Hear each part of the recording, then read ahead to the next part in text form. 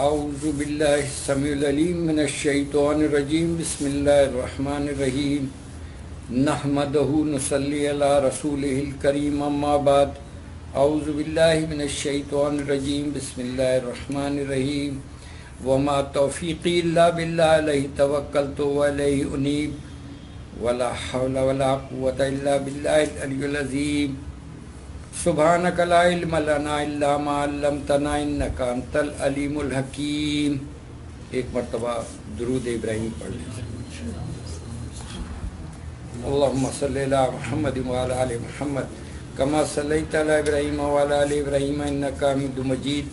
اللہم بارک علی محمد وعلی آل محمد کما بارکت علی ابراہیم وعلی آل ابراہیم انک حمید مجید۔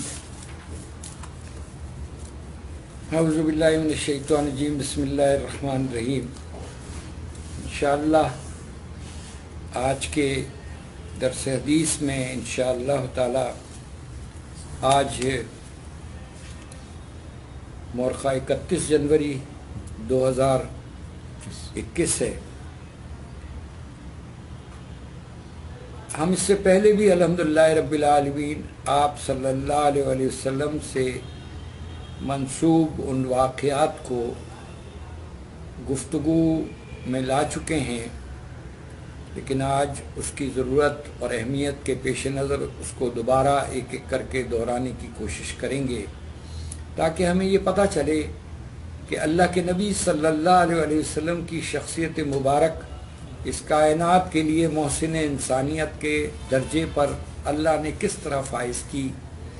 اللہ تعالیٰ نے قرآن مجید فرقان حمید آپ صلی اللہ علیہ وسلم کو معجزے کی صورت عطا کیا جو سراسر ہدایت ہے، روشنی ہے اور مومنوں کے لیے شفا ہے۔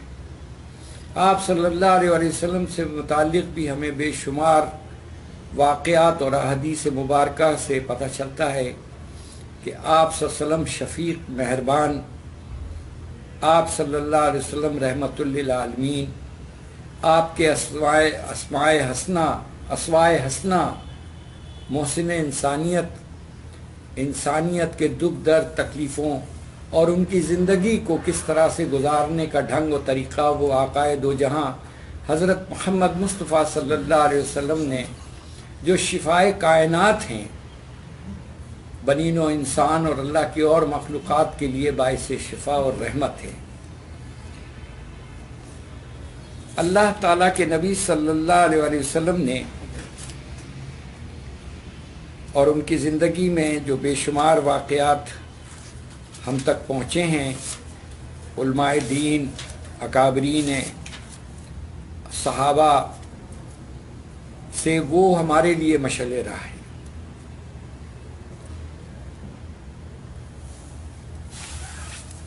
اللہ کے نبی صلی اللہ علیہ وآلہ وسلم نے ہمیں زندگی گزارنے کے ایک ایک بات، ایک ایک ادا، ایک ایک طریقہ سکھایا۔ ایک واقعہ آپ کو آپ کی نظر ہے، یہ حدیث ہے،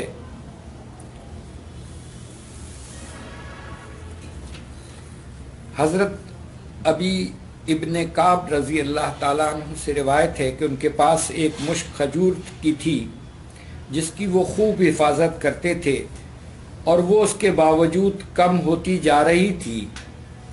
وہ ایک رات اس کی حفاظت میں لگے رہے تو ایک جانور جو بالغ لڑکے کے مشابہ تھا ان کے سامنے آ گیا۔ حضرت ابی رضی اللہ تعالیٰ عنہ فرماتے ہیں میں نے سلام کیا تو اس نے سلام کا جواب دیا۔ میں نے پوچھا تم کون ہو، جن ہو یا انسان؟ اس نے کہا میں جن ہوں۔ میں نے کہا تم اپنا ہاتھ میرے ہاتھ میں پکڑا، میں نے کہا تم اپنا ہاتھ میرے ہاتھ میں پکڑا دو، تو اس نے اپنا ہاتھ مجھے پکڑا دیا تو وہ کتے کا ہاتھ اور کتے کے بال محسوس ہوئے۔ میں نے کہا کیا جنات کی پیدائش اسی طرح سے ہے؟ اس نے کہا مجھے معلوم ہے کہ جنات میں مجھ سے بھی طاقتور موجود ہیں۔ میں نے کہا تمہیں اس کام پر کس چیز نے مجبور کیا، یعنی کھجوروں کو چوری کرنے کا؟ اس نے کہا مجھے معلوم ہوا ہے کہ تو صدقہ کرنے کو پسند کرنے والا شخص ہے، تو ہم نے بھی چاہا کہ تمہارے کھانے سے ہم اپنا نصیب لے لیں۔ تو حضرت ابی رضی اللہ تعالیٰ عنہ نے اس سے پوچھا اچھا تم یہ بتاؤ وہ کون سا عمل ہے جو ہمیں تم سے محفوظ رکھ سکتا ہے؟ تو اس نے کہا یہ آیت مبارکہ یعنی آیت الکرسی۔ تو حضرت ابی رضی اللہ تعالیٰ عنہ نے اس کو چھوڑ دیا۔ پھر جب یہ حضرت صلی اللہ علیہ وسلم کی خدمت میں حاضر ہوئے اور ان کو اطلاع دی تو آپ نے ارشاد فرمایا تم سے اس خبیث نے سچ کہا۔ یہ حدیث ہے ابو لیلہ ابن حبان، ابو الشیخ فی القامہ، حاکم، ابو نعیم دلائل نبوہ، بہیقی دلائل نبوہ میں یہ حدیث موجود ہے۔ اب آپ تصور کیجئے کہ آپ صلی اللہ علیہ وسلم نے کیا ارشاد فرمایا، تم سے اس خبیث نے سچ کہا، یعنی شیطان تھا، وہ کھانا چوری کر رہا تھا، چرا رہا تھا بشکل انسان، اور جب اس سے مکالمہ کیا ان صحابی نے تو اس نے جو بات بتائی آپ صلی اللہ علیہ وسلم کو، آپ صحابی نے آ کے بتا دی، تو آپ صلی اللہ علیہ وسلم نے یہ فرمایا کہ وہ خبیث یعنی وہ شیطان تھا لیکن اس نے تم سے سچ کہا۔ اب ہمیں اور آپ کو اللہ کے نبی صلی اللہ علیہ وسلم نے اس واقعے میں موجود وہ تمام تر چیزیں بتا دی ہیں کہ ہمارے گھر سے وہ افراد جو یہ شکوہ و شکایت کرتے ہیں کہ پیسے رکھے تھے چوری ہو رہے ہیں، کھانا ختم ہو رہا ہے، یا یہ چیز کم ہو رہی ہے، یا یہ چیز گم ہو گئی ہے، یہ چیز غائب ہو گئی ہے، یہ کپڑے غائب ہو گئے ہیں، یہ دوپٹہ غائب ہو گیا ہے، یہ چیزیں غائب ہو گئی ہیں، ان کے لیے اس واقعے میں بڑی نشانی ہے۔ اب غور کیجئے کہ وہ تھا تو جھوٹا ہے یعنی شیطان، لیکن اس نے بات سچی بتائی۔ یہ مت دیکھو کون کہہ رہا ہے، یہ دیکھو کیا کہہ رہا ہے۔ پھر اللہ عقائد و جہاں حضرت محمد مصطفیٰ صلی اللہ علیہ وسلم کے اس فرمان عالی شان کی روشنی میں کہ اس نے سچ کہا، تو ہمیں اور آپ کو اب ضرورت اس بات کی ہے کہ ہم اپنی زندگیوں میں آیت الکرسی کو نافذ کر لیں، اپنے ہر کام میں اس پر پڑھا کریں کہ اللہ تعالیٰ بہترین محافظ ہے۔ ایک اور واقعہ بھی موجود ہے، حضرت ابو ہریرہ رضی اللہ تعالیٰ عنہ سے منسوب ہے کہ ان کو اللہ کے نبی صلی اللہ علیہ وسلم نے بیت المال یعنی جہاں اناج رکھا ہوتا ہے، بڑا مشہور واقعہ ہے اور تقریباً مسلمانوں کو پتہ ہے کہ وہ ان کا واقعہ یہ ہے کہ وہ جناب علی پہرا دے رہے تھے کہ ایک شخص آیا اور اس نے اس میں سے چوری کرنا شروع کر دیا، گندم یا جو بھی جو تھی، آپ نے اس کو پکڑ لیا۔ میں واقعہ مختصر کر کے بیان کروں۔ اس نے کہا مجھے چھوڑ دو، میں بھوکا ہوں، میرے بچے بھوکے ہیں، میں اس لیے چوری کر رہا تھا۔ انہوں نے چھوڑ دیا۔ فجر کی نماز کے بعد آپ صلی اللہ علیہ وسلم نے ارشاد فرمایا ابو ہریرہ رات تمہارے چور کا کیا ہوا؟ تو دیکھیے آپ صلی اللہ علیہ وسلم کے متعلق صحابہ کا ایمان کیا تھا۔ یہ نہیں کہا کہ آپ کو کیسے پتا، وہ کائنات کے رحمت للعالمین ہیں، صحابہ جانتے تھے کہ اللہ کے نبی صلی اللہ علیہ وسلم کو اللہ تعالیٰ اپنے اذن سے اپنے فضل و کرم سے یہ نواز دیتا ہے کہ ان کو اطلاع مل جاتی ہے۔ تو حضرت ابو ہریرہ نے بتایا کہ رات کو چور آیا تھا اور وہ اس طرح سے روگ آ رہا تھا تو میں نے اس کو چھوڑ دیا۔ کہ آپ نے فرمایا اے ابو ہریرہ وہ آج پھر آئے گا۔ ایسے ہی ہوا، وہ دوبارہ آیا، اس کو پھر پکڑ لیا، پھر اس نے رویا گایا اور کہا کہ میں بہت مجبور ہوں، میرے بچے بھوکے ہیں اور یہ وہ، مجھے تم چھوڑ دو۔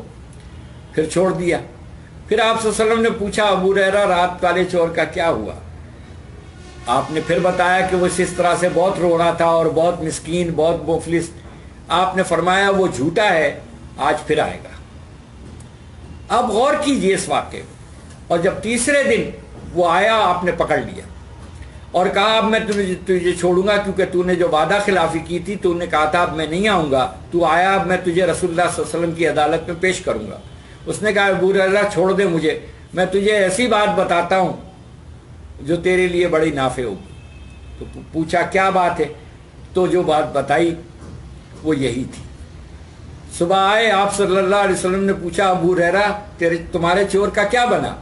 کہا اللہ کے نبی صلی اللہ علیہ وسلم وہ پھر آیا تھا، میں نے پکڑ لیا، اور پکڑنے کے بعد وہ بہت منتیں کر رہا تھا، لیکن اس نے ایک بات یہ بتائی ہے کہ ابو ہریرہ میں تجھے بتا دیتا ہوں کہ اگر جس مال پر بھی آیت الکرسی پڑھ لی جائے گی اس پر کوئی اس کو چرا نہیں سکتا. تو میں نے چھوڑ دیا. آپ صلی اللہ علیہ وسلم نے ارشاد فرمایا، مفہوم و ترجمہ کچھ اس طرح سے، اور جیسے آپ نے فرمایا ویسے ہی ہوگا، کہ وہ تھا تو جھوٹا مگر تمہیں بات سچی بتا گیا. یہ دو واقعات آیت الکرسی کے بارے میں نے آپ کو دہرا دیے. یہ آقا دو جہاں حضرت محمد مصطفیٰ صلی اللہ علیہ وسلم نے اس کی سند عطا فرما دی کہ جس چیز پر آیت الکرسی پڑھ لی جائے گی وہ چیز اللہ کی حفاظت میں آ جائے گی. اب غور کیجئے کہ آقا دو جہاں حضرت محمد مصطفیٰ صلی اللہ علیہ وسلم ہمیں اپنی چیزوں کی حفاظت کے کیسے کیسے وظائف اور کیسی آسان سی باتیں بتا رہے ہیں. اب عمل کرنا وہ ہمارا کام. اسی طرح سے ہم آگے دیکھتے ہیں.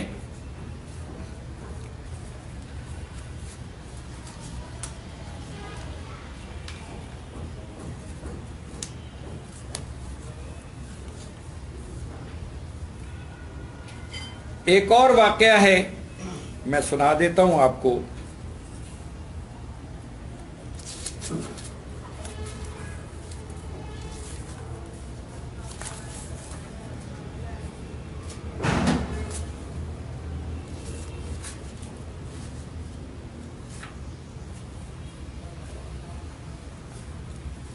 جی سنیے.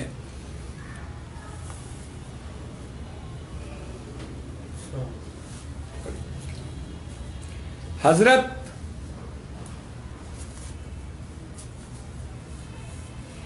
وہب بن منبہ رحمت اللہ علیہ فرماتے ہیں کہ ابلیس نے حضرت ایوب علیہ السلام کی بیوی سے پوچھا یہ مصیبت تمہیں کیسے پہنچی؟ فرمایا اللہ کی قدرت سے. شیطان نے کہا تم میرے پیچھے آؤ، تو وہ اس کے پیچھے گئیں تو شیطان نے ان کو وہ سب چیزیں ایک وادی میں جمع شدہ دکھائیں اور کہا تم مجھے صرف سجدہ ہی کر دو، میں تمہیں یہ ساری چیزیں واپس کر دوں گا. غور کیجئے گا بات. یہ واقعہ بڑا طویل ہے، میں اس سے پہلے کا بھی سنا دوں گا انشاءاللہ. اب اندازہ لگائیے، پھر غور سے سن لیجئے.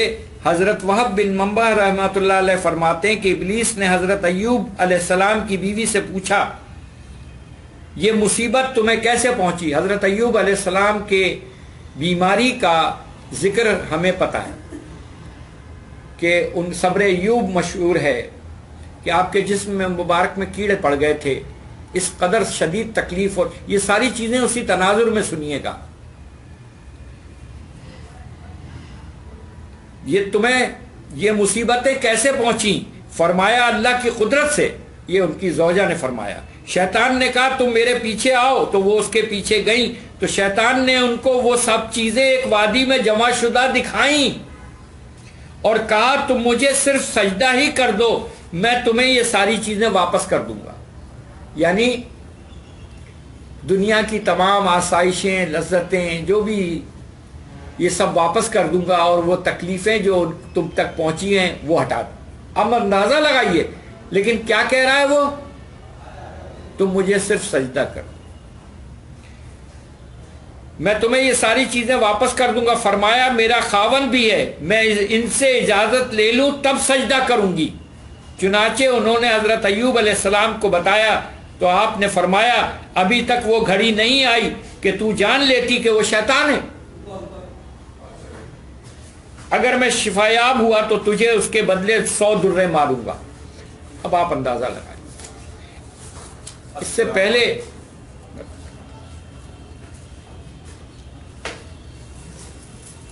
آپ ذرا اس واقعے کو غور سے سنیے گا، بہت اہم ترین واقعہ ہے. حضرت ابن عباس رضی اللہ تعالیٰ عنہ سے روایت ہے کہ شیطان نے آرزو کی کہ اے پروردگار مجھے حضرت ایوب علیہ السلام پر مسلط کر دے. اللہ تعالیٰ نے فرمایا میں نے تجھے ان کے مال اور اولاد پر مسلط کیا، لیکن ان کے بدن پر مسلط ہونے کی تجھے اجازت نہیں۔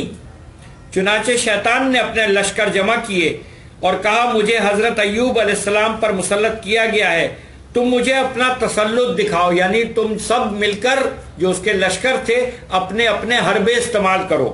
تو شیاطین پہلے تو آگ بن کر سامنے آئے، پھر مشرق سے مغرب اور مغرب سے مشرق تک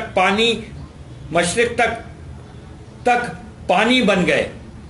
شیاطین نے ان میں سے ایک گروہ کو حضرت ایوب علیہ السلام کی کھیتی کی طرف روانہ کیا، ایک کو ان کے اونٹوں کی طرف اور ایک کو ان کے گایوں کی طرف، ایک کو ان کی بکریوں کی طرف، اور کہا حضرت ایوب علیہ السلام تم سے محفوظ نہیں رہ سکتا مگر صبر کے ساتھ۔ چنانچہ انہوں نے حضرت ایوب علیہ السلام پر مصیبتوں پر مصیبتیں ڈھائیں، اور کھیتی والا آپ کے پاس آیا اور کہا دیکھا نہیں اللہ تعالیٰ نے آپ کی زراعت پر آگ اتار دی جس نے اس کو راکھ کر دیا۔ پھر آپ کے پاس اونٹوں والا آیا اور کہا اے ایوب علیہ السلام آپ نے دیکھا نہیں اللہ تعالیٰ نے آپ کے اونٹوں پر مصیبت ڈال دی اور وہ مر گئے۔ پھر بکریوں والا آیا اور کہا اے ایوب علیہ السلام آپ نے دیکھا نہیں اللہ تعالیٰ نے آپ کی بکریوں پر دشمن بھیج دیا جس نے ان کو تباہ کر دیا، اور اب آپ اور آپ کی اولاد اکیلے رہ گئے۔ پھر شیطان نے آپ کی اولاد کو سب سے بڑے مکان میں جمع کیا، جب وہ کھانے پینے میں مشغول تھے تو ایسی ہوا چلائی کہ گھر کے ستون اکھڑ گئے اور مکان کو اوپر سے گرا دیا۔ پھر شیطان حضرت ایوب علیہ السلام کے پاس لڑکے کی شکل میں آیا، اس نے کانوں میں بالیاں پہن رکھی تھیں۔ آج کے مرد حضرات غور کر لیں اپنی کیفیت، اپنی حیت پر، یہ شیطان کا کام ہے کہ کان میں بالی پہننا، مرد کا کام نہیں ہے۔ غور سے سنیے گا، پھر شیطان حضرت ایوب علیہ السلام کے پاس لڑکے کی شکل میں آیا، اس نے کانوں میں بالیاں پہن رکھی تھیں۔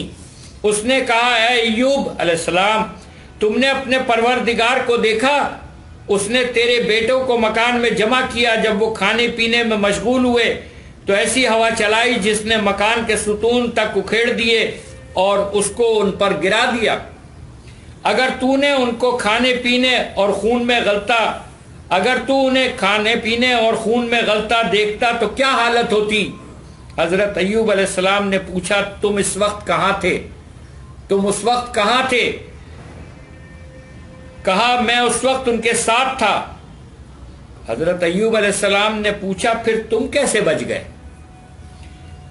کہا بس بچ گیا۔ حضرت ایوب علیہ السلام نے فرمایا پھر تو شیطان ہے۔ پھر فرمایا اب میں اس حالت میں ہوں جب میری والدہ نے مجھے جنا تھا۔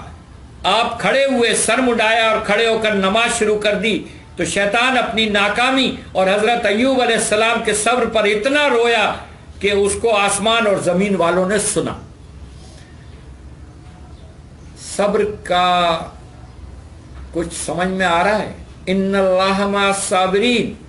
شیطان نے اللہ سے منسوب ساری باتیں بتائیں حضرت ایوب علیہ السلام کو کہ اللہ نے ایسا کیا، اللہ نے ایسا کیا، اللہ نے ایسی ہوا چلائی، اللہ نے آگ لگایا، اللہ نے یہ کیا۔ تو انہوں نے سوال کیا کہ تو کیسے بچ گیا؟ آگے سنیں۔ پھر شیطان آسمان کی طرف چڑھا، کیونکہ اس زمانے میں شیطان کو آسمان پر جانے کی اجازت تھی، اور کہا اے رب وہ تو مجھ سے بچ نکلا۔ کون؟ حضرت ایوب علیہ السلام۔ کہ کس؟ اللہ کے فضل و کرم سے بچ نکلے۔ کیسے بچ نکلے؟ ان اللہ مع الصابرین، صبر۔ وہ تو مجھ سے بچ نکلا، آپ مجھے اس کے بدن پر مسلط ہونے کی اجازت دیں۔ ہار نہیں مان رہا نفرت میں، انسان کی نفرت میں ہار نہیں مان رہا۔ اجازت دیں کیونکہ میں اس پر آپ کی اجازت کے بغیر غالب نہیں ہو سکتا۔ اللہ تعالیٰ نے فرمایا جا، میں نے اس کے جسم پر بھی تجھے حملہ کرنے کی اجازت دے دی۔ تو شیطان پھر اترا اور آپ کے قدموں کے نیچے سے پھونک ماری تو آپ کے پیروں سے لے کر آپ پیروں سے لے کر سر تک کانپ گئے اور سارا بدن پھوڑا بن گیا، اور آپ راک پر گر گئے حتیٰ کہ ان کا پیٹ ظاہر ہو گیا۔ آپ کی بیوی آپ کی خدمت کرتی تھی، ایک دفعہ انہوں نے عرض کیا، اے ایوب علیہ السلام، اللہ کی قسم مجھے خدمت اور فاقے سے بڑی دقت ہو رہی ہے، میں نے اپنا سب قیمتی سامان روٹی کے بدلے میں بیچ کر تمہیں کھلا دیا ہے، دعا کرو اللہ تعالیٰ آپ کو شفائے کاملہ عاجلہ نصیب فرمائے، آمین۔ آپ نے فرمایا تو تباہ ہو جائے، ہم 70 سال تک نعمتوں میں رہے، اب صبر کرو تاکہ ہم دکھ میں بھی 70 سال گزار سکیں۔ چنانچہ آپ نے اس دکھ اور مصیبت کے امتحان میں بھی 70 سال کاٹ دیے۔ سنیے یہ حدیث ہے امام احمد کی کتاب الزاہد، امام احمد ابن ابی حاتم فی تفسیر آکام المرجان، ترجمہ۔ تصور ہے صبر کس قدر قیمتی اور اہم ترین چیز ہے، ہمیں اور آپ کو اس بات کا ادراک اور احساس ہونا چاہیے۔ آج ہم پر کوئی آفت اور کوئی مصیبت آج ہمیں آ کر شیطان نہیں کہتا، آج ہمارے سامنے یہ باتیں نہیں ہیں، لیکن واقعات یہ موجود ہیں۔ اگر ہم پر کوئی مصیبت یا آفت یا کوئی ایسی تنگی یا کوئی پریشانی یا جسمانی کوئی تکلیف ہوتی ہے تو ہم کس طرح بلبلا جاتے ہیں، جائے کہ ہمیں صبر کرنا چاہیے، اور اللہ صبر کرنے والوں کو پسند کرتا ہے۔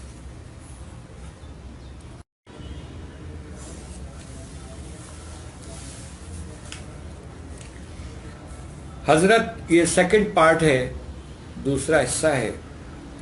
حضرت قتادہ رحمۃ اللہ علیہ فرماتے ہیں جب ابلیس کو آسمان سے بھگایا گیا تو اس نے کہا، اے ربا، اپنے رب کو، اللہ کو پکارا، اے ربا مجھے آپ نے ملعون تو کر دیا، لیکن مجھے یہ بتائیے کہ میرا علم کیا ہوگا۔ غور سے سنیے گا، شیطان نے اللہ سے پوچھا کہ میرا علم کیا ہوگا، فرمایا گیا جادو۔ کلیئر؟ شیطان کا علم کیا قرار پایا؟ جادو۔ کہا میرا قرآن کون سا ہوگا؟ فرمایا شعر۔ شعر سے مراد شاعری، شعر و شاعری۔ پھر اس نے کہا میری کتاب کون سی ہوگی؟ فرمایا گیا لوگوں کے جسموں پر گودنے کے نشان، ٹیٹو بنانا، تصویریں بنانا، اپنے جسم پر نشانات جو آپ یورپ اور امریکہ میں آپ دیکھتے ہیں، جسم گدے ہوئے اور ان پر وہ بنے ہوئے۔ غور سے سن لیجئے، یہ شیطان کی کتاب ہے۔ اس نے کہا میرا کھانا کیا ہوگا؟ فرمایا ہر مردار اور جس حلال جانور پر اللہ کا نام نہ لیا گیا ہو وہ تیرا کھانا ہے۔ کہا پینا کیا ہوگا؟ فرمایا شراب۔ کہا رہنا کیا ہوگا؟ فرمایا غسل خانوں میں۔ اور سے سنتے جائیے، کہا نشست گاہیں کہاں ہوں گی، یعنی اجتماعات ہمارے کہاں ہوں گے؟ شیطان نے کہا، فرمایا بازار۔ کہا میرا مؤذن کون ہوگا؟ فرمایا موسیقی، گھنٹی۔ کہا میرا جال کیا ہوگا، یعنی پھندا؟ فرمایا عورتیں۔ یہ روایت ہے ابن ابی الدنیا منہ فی المقائد شیطان۔ آپ کو کام بتا دیے گئے کہ شیطان کے کام کون کون سے ہیں۔ اب آپ یہ دیکھیے کہ میرے نبی آقا دو جہاں حضرت محمد مصطفیٰ صلی اللہ علیہ وسلم نے ان تمام تر چیزوں سے منع فرمایا۔ محسن انسانیت، مجسم شفا، اس کائنات کے لیے آپ صلی اللہ علیہ وسلم کے اسماء حسنہ شفا ہی تو ہیں۔ اور شفاعت سے ہی شفا ہے. آخرت کو آپ آخرت میں انشاءاللہ تعالی آپ اپنی امت کی شفاعت فرمائیں گے تو شفاعت سے ہی شفا ہے. دنیا میں شفا ہے. آپ صلی اللہ علیہ وسلم کے احکامات فرمان علی شان ہمارے لیے شفا ہیں، اس میں کوئی شک نہیں. آپ نے ایک ایک تدبیر ان چیزوں سے بچنے کی ساری ترکیبیں، ترتیب، انداز، وقت، ہر چیز بتا دی. اصل بات ہے ہمارا ان پر عمل کرنا، اپنی زندگیوں میں ان کو نافذ کرنا، اپنی زندگیوں میں ان کو اس طرح سے سمو لینا کہ ان کے بغیر ہماری زندگی ادھوری ہو جائے. آپ صلی اللہ علیہ وسلم نے ارشاد فرما دیا کھانا کیسے کھانا ہے، کس طرح سے کھانا ہے. ہاتھ دھو لینا، بسم اللہ پڑھ لینا. آپ غور کیجیے، اپنے آگے سے کھانا کھانا، کھانا کھانے کے بعد کی دعا، باتھ روم میں جان، آپ غور کیجئے. ساری چیزیں ہمیں ہمارے نبی صلی اللہ علیہ وسلم نے بتا دی. اصل بات ہے عمل کرنا. اب اگر کوئی شخص وہ کام نہیں کر رہا جو آپ صلی اللہ علیہ وسلم نے بتایا ہے تو وہ پھر کس کے حوالے ہو گیا؟ شیطان کے. اب رونا کائے کا ہے؟ اب مجھے بتائیے کہ ایک مرتبہ یہ ذکر ہم پہلے بھی کر چکے ہیں کہ ایک مرتبہ آپ صلی اللہ علیہ وسلم صحابہ کے ساتھ بیٹھے تھے، دسترخوان لگا ہوا ہے، کھانا کھا رہے ہیں. آپ صلی اللہ علیہ وسلم کی نظریں مبارک ایک صحابی کی طرف بار بار اٹھ رہی تھی. جب سارا کھانا کھا لیا، آخری لقمہ ان کا جو تھا وہ کھانے کے لیے جب کھانے لگے تو ان کو یاد آ گیا کہ میں نے بسم اللہ نہیں پڑھی ہے. یہ انڈیویجول کا معاملہ ہے، اجتماعیت کا نہیں. ہر فرد اپنا ذمہ دار ہے. تو ان کو اس لقمے سے پہلے بسم اللہ یاد آ گئی تو انہوں نے یہ فرمایا اعوذ باللہ من الشیطان الرجیم، بسم اللہ والآخر. آپ کے چہرے مبارک پر، ہونٹوں پر مسکراہٹ پھیل گئی. آپ نے کہا الحمدللہ رب العالمین. ان صاحب نے اس لقمے سے پہلے جو کھانا کھایا تھا سب شیطان کے پیٹ میں چلا گیا تھا.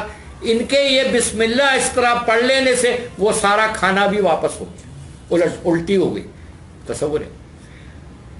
یقین کر لیجئے کہ آقا دو جہاں حضرت محمد مصطفیٰ صلی اللہ علیہ وسلم کا فرمان عالی شان حق ہے، سچ ہے، سچے نبی ہے. تو ہمیں اور آپ کو اپنی زندگیوں میں ان کاموں پر، جیسے آپ صلی اللہ علیہ وسلم نے فرمایا کہ جب اپنے جسم سے کپڑے اتارنے لگو تو یہ دعا پڑھ لیا کرو بسم اللہ الذی لا الہ الا ہو.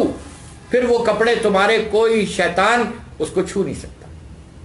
اپنے گھروں میں لوبان کی دھونی دیا کرو. جس گھر میں لوبان کی دھونی دی جائے گی اس گھر میں شیاطین نہیں آئیں گے، وائرس نہیں آئے گا. یہ جو وائرس پھیلا ہوا ہے نہیں آئے گا انشاءاللہ. میرے نبی کا فرمان. اپنے کپڑوں کو دھونی دو، لوبان کی دھونی دو. آپ نے کپڑوں کو ٹانگنے کو بھی منع کر دیا ہے. خواتین شکایتیں کرتی ہیں ہمارے کپڑوں پہ چنگاریوں کی طرح آگ سے جلے ہوئے ہیں، ہمارے دوپٹے کٹے. سمجھ میں نہیں آ رہا. تو برائے مہربانی چیزوں کو رکھتے وقت، نکالتے وقت ان بات کا اہتمام رکھیں کہ اللہ کا نام لے لیں.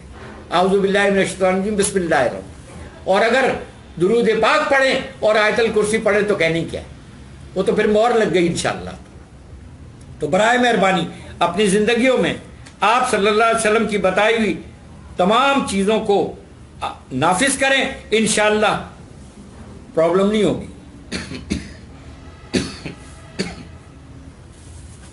سنیے،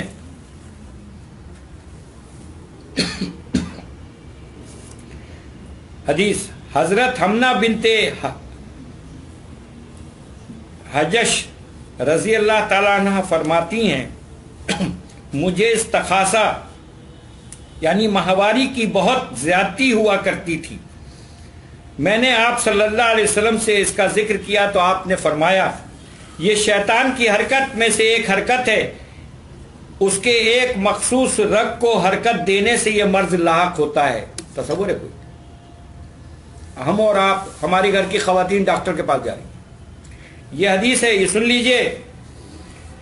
یہ حدیث ہے مسند احمد کی. یہی حدیث ابو داؤد، ترمذی، سنن دارمی، موطا امام مالک، ترمذی میں یہ موجود ہے کہ خواتین کو جو یہ استخاصہ کی بیماری، یعنی جو ماہانہ ماہواری آتی ہے، اس میں جو شدت ہوتی ہے اس تاریخ کے بعد، یہ آپ صلی اللہ علیہ وسلم فرمایا شیطان کی حرکت ہے۔ اب مجھے بتائیے آپ، اس کا علاج کسی ڈاکٹر کے پاس ہوگا یا آپ صلی اللہ علیہ وسلم کی اتباع میں ہوگا؟ یہ ہے مسئلے ہمارے، پرابلم کچھ اور ہے، علاج کچھ اور کرا رہے ہیں۔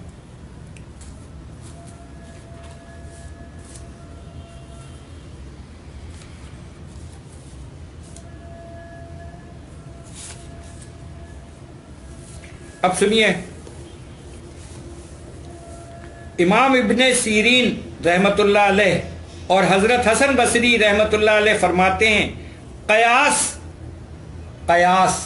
ہم کہتے ہیں نا، قیاس کرنا، قیاس سب سے پہلے شیطان نے کیا تھا۔ نمبر 2، حضرت میمون بن مہران رحمت اللہ علیہ فرماتے ہیں، میں نے حضرت عبداللہ بن عمر رضی اللہ تعالیٰ عنہ سے سوال کیا، سب سے پہلے عشاء کو امتا اتمامہ کا نام کس نے دیا تھا؟ فرمایا شیطان نے۔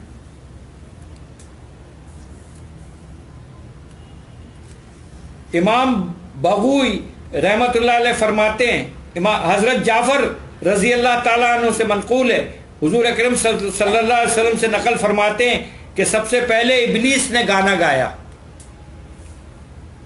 سمجھ میں آ رہا ہے؟ حضرت ابن عباس رضی اللہ تعالیٰ عنہ فرماتے ہیں، جب اللہ تعالیٰ نے ابلیس کو پیدا کیا تو اس نے سب سے پہلے خراٹا لیا۔ خراٹے جو لینا ہے یہ کس کا کام ہے؟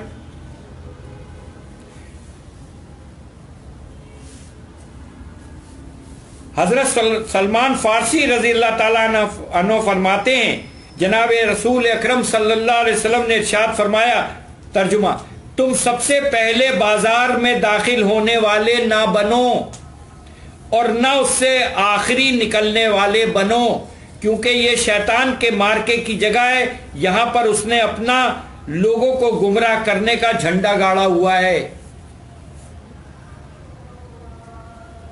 اب آپ اندازہ لگا لیجئے کہ کس طرح کی یہ چیزیں ہمارے سامنے ہیں، اور ہم اپنے ان مشکلات اور پریشانیوں میں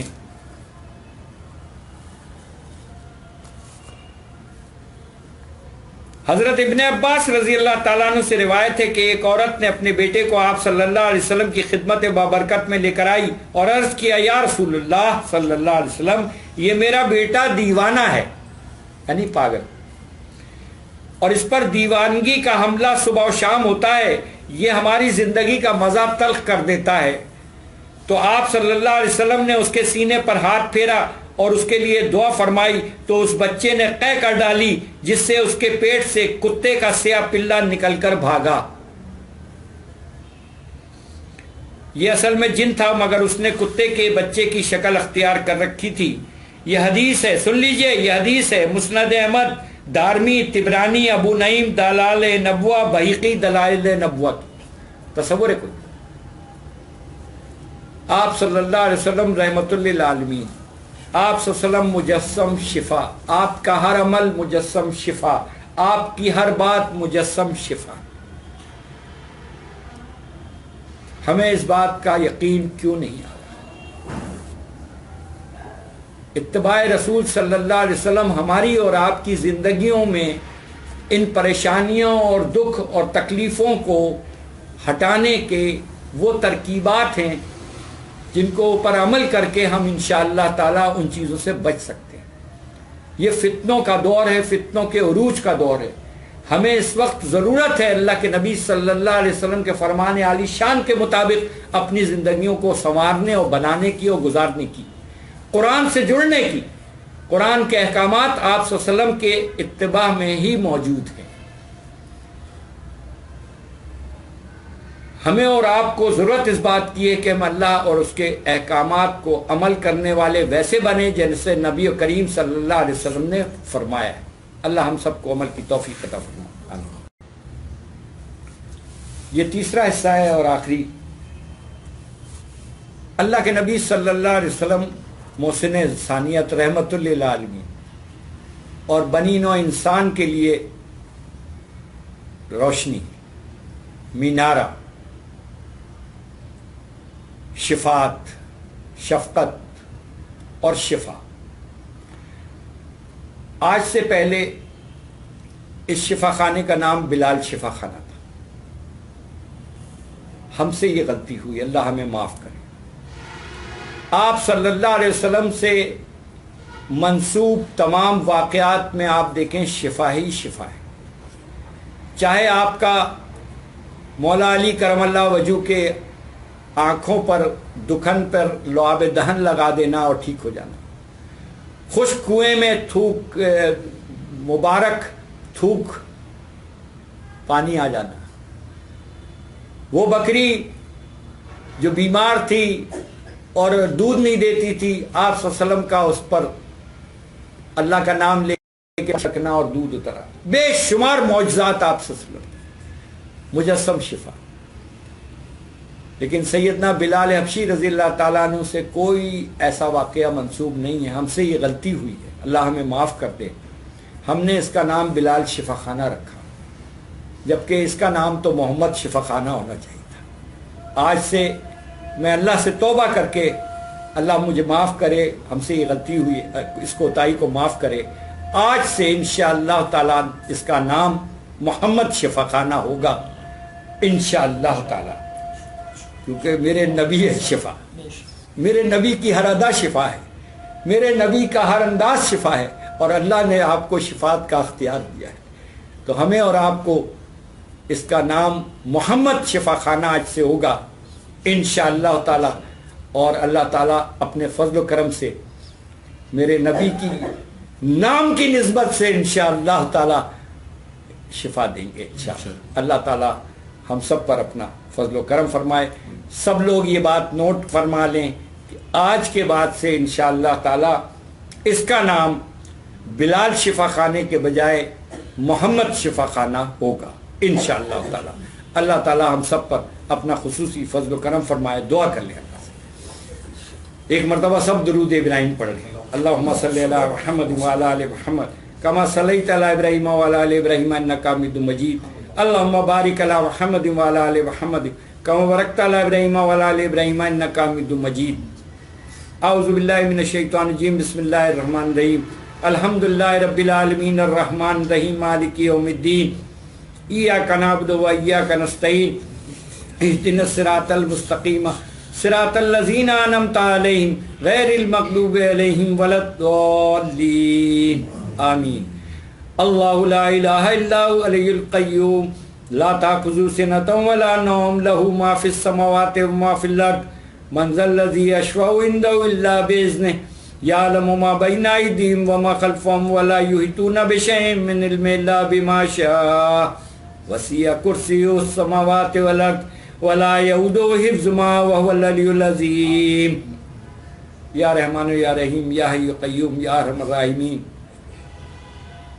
تیرے فضل و کرم کے ساتھ، تیری مہربانیوں کے ساتھ آج ہمیں اپنی غلطی کا احساس ہوا ہے۔ اللہ ہماری ان غلطیوں کو کوتاہیوں کو معاف فرما، اور آج سے انشاءاللہ تعالیٰ اس کا نام محمد شفا خانہ تیرے فضل و کرم سے رکھ دیا ہے، اور تجھ سے دعا ہے کہ اللہ تعالیٰ تو اپنے نبی صلی اللہ علیہ وسلم کی اس نام مبارک کے طفیل ہم پر اپنا خصوصی فضل و کرم فرما، اور یہاں آنے اور جانے والے، رہنے بسنے والے، منسلک تمام مسلمان مومن مرد اور عورت جنوں اس پر اپنا خصوصی فضل و کرم فرما۔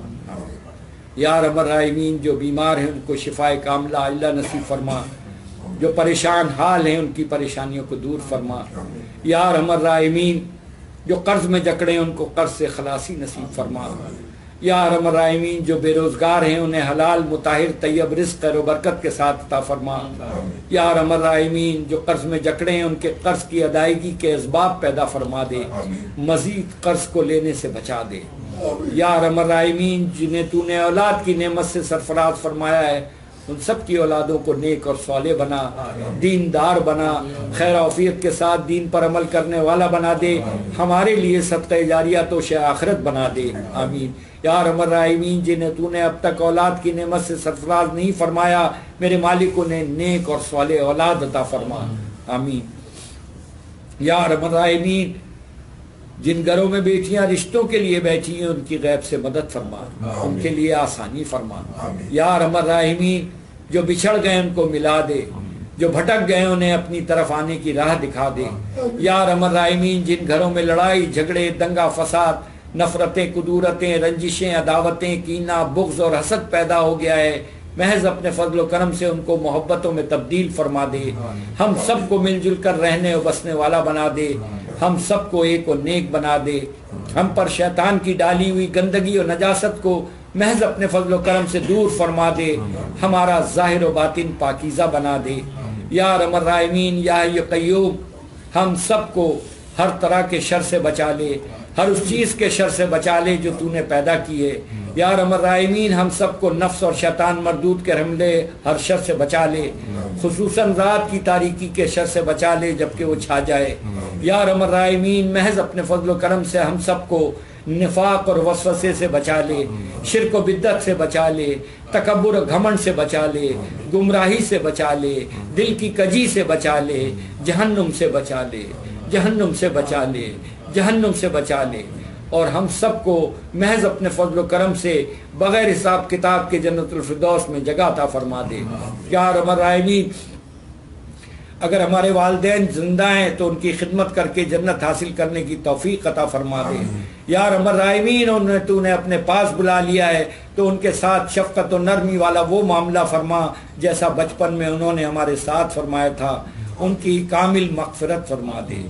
یا ارحم الراحمین جس کی جو جائز حاجات ہیں میرے مالک انہیں اپنے دربار میں قبول و مقبول فرما دے۔ یا ارحم الراحمین یا حی قیوم ہمارے ساتھ وہ معاملہ فرما جو تیری شان کے لائق ہے، ہمارے ساتھ وہ معاملہ نہ فرما جس کے ہم مستحق ہیں۔ یا ارحم الراحمین آپ صلی اللہ علیہ وسلم نے جن خیر کی دعاؤں کو مانگا ان دعاؤں میں ہم سب کو شامل فرما دے۔ یا ارحم الراحمین آپ صلی اللہ علیہ وسلم نے جن شرور سے پناہ مانگی ان شرور سے ہم سب کو پناہ دے دے۔ یا ارحم الراحمین یا حی قیوم جن کے نصیب میں تو نے ہدایت لکھ دی ہے انہیں ہدایت سے سرفراز فرماتے ہوئے ان کو اپنا مطیع و فرمانبردار عاجز غلام بندہ و بندی بنا لے، خیر کے لیے چن لے، ہمارا دست و بازو بنا دے، آمین۔ یا ارحم الراحمین جو کمزور پا کے دبا لیے گئے ان کی گردنوں کو چھڑا دے، ان کی گردنوں کو چھڑانے والا بنا دے۔ یا ارحم الراحمین ہمیں خیر خواہی اور بھلائی کرنے والا بنا دے۔ یا ارحم الراحمین اس محمد شفا خانے کو اے اللہ تعالیٰ اپنے فضل و کرم سے نواز دے۔ میرے مالک یہاں جو بھی لوگ محمد شفا خانے سے منسلک ہیں ان سب کی جان مال عزت آبرو اور ایمان کی حفاظت فرما۔ یا ارحم الراحمین ہم سے وہ کام لے لے جس کے لیے تو نے ہمیں پیدا فرمایا ہے، چنا ہے، جمع کیا ہے اور جوڑا ہے۔ یا ارحم الراحمین طاغوت شیاطین کفار مشرکین منافقین جادوگروں دجال اور ظالموں کے مقابلے میں ہماری مدد فرما، ہمیں ان پہ غلبہ عطا فرما، ان کے مقابلے میں ہمیں فتح و نصرت عطا فرما۔ یا ارحم الراحمین وہ سب اپنی چالیں چل رہے ہیں، تو اپنی چالیں چل رہا ہے، تیری چالوں کا کوئی توڑ نہیں۔ میرے مالک ہم پر فضل فرما دے، کرم فرما دے، رحم فرما دے، ان کی چالوں کو انہی پر الٹ دے، آمین۔ یا ارحم الراحمین ہمارے شہر کراچی کو امن کا گہوارہ بنا دے، ہم سب کو مل جل کر رہنے اور بسنے والا بنا دے۔ یا ارحم الراحمین اتفاق و اتحاد کے ساتھ ہم پر محبتوں کے ساتھ رہنا اور بسنا نصیب فرما دے۔ یا ارحم الراحمین ہمارے وطن پاکستان کے ذرے ذرے کی حفاظت فرما، اس کو اندرونی اور بیرونی سازشوں اور دشمنوں سے محفوظ فرما دے۔ یا ارحم الراحمین یا حی قیوم جہاں جہاں تیرے دین کی سربلندی اور تیرے نبی صلی اللہ علیہ وسلم کے فرمان عالی شان کو بیان کیا جا رہا ہے اور عمل کیا جا رہا ہے، سب کو اپنی حفظ و مان میں رکھ۔ یا ارحم الراحمین یا حی قیوم جو مانگا وہ بھی اپنے فضل و کرم سے عطا فرما دے، جو نہیں مانگ سکے اور تو نے اپنے فضل و کرم سے عطا فرمانا ہے وہ بھی عطا فرما دے۔ یا ارحم الراحمین ہم سب کے صغیرہ کبیرہ گناہوں کو معاف فرما دے۔ یا ارحم الراحمین تو غفور رحیم ہم تجھ سے توبہ کرتے ہیں، میرے مالک ہماری توبہ اپنے دربار میں قبول و مقبول فرما دے۔ یا ارحم الراحمین یہاں آنے اور جانے والے جو بھی متاثرین آتے ہیں میرے مالک تیرے بندے و بندیاں ہیں، ان پر اپنا خصوصی فضل و کرم فرما اور ان کو اپنے رحمت سے نواز دے۔ سارے معاملات تیرے سپرد کیے میرے مالک، تو ہی سب سے بہترین محافظ ہے، حامی ناصر پاک پروردگار ہے۔ میرے مالک ہم پر اپنا خصوصی فضل و کرم فرما، ہر طرح کی گمراہی اور ہر طرح کے شر سے ہم سب کو محفوظ فرما دے یا ارحم الراحمین۔ جس کی جو جائز حاجات ہے تو جانتا ہے میرے مالک، تو اپنا فضل و کرم فرما اور دنیا اور آخرت کی کامیابی ہم سب کو اپنے فضل و کرم سے عطا فرما۔ ربنا آتنا فی الدنیا حسنۃ وفی الآخرۃ حسنۃ وقنا عذاب النار۔ رب زدنی علما، رب یسر برحمتک، رب اغفر ورحمتک خیر الراحمین۔ اللہم اجرنا من النار، اللہم اجرنا من النار، اللہم اجرنا من النار۔ رب اغفر لی والمؤمنین والمؤمنات۔ یا مجیرو یا مجیرو یا مجیرو یا